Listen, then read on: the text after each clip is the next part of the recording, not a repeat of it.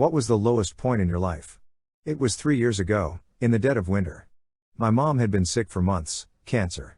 We all knew it was terminal, but hearing doctors say weeks, maybe days hit differently. I remember sitting by her bed, holding her hand, while she struggled to breathe. She looked at me and whispered, "I'm sorry I couldn't be here longer." I wanted to scream at how unfair it all was.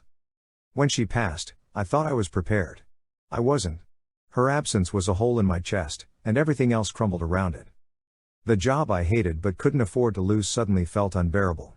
My boss berated me for being distracted, as if grief was something I could switch off. Friends tried to be there, but their texts felt hollow. I'd stare at my phone, knowing they didn't mean it. I stopped answering calls. Stopped eating. I'd lie in bed for hours, staring at the ceiling, feeling the weight of it all pressing down on me.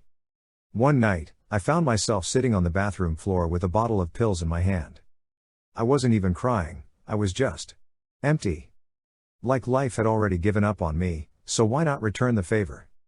And then, out of nowhere, my dog, this scruffy mutt I'd adopted years before, pushed his way into the bathroom. He sat down in front of me, head tilted like he knew. His tail thumped against the floor, breaking the silence. I broke down. Completely. Ugly, crying into his fur while he just sat there, patient and unbothered. It wasn't like the clouds parted, and I was magically okay after that. But that moment. It reminded me I wasn't entirely alone.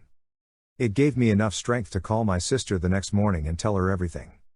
If I'd gone through with it, I wouldn't be here now, slowly rebuilding my life. Grief doesn't end, it just shifts. But I'm still here, and that has to count for something.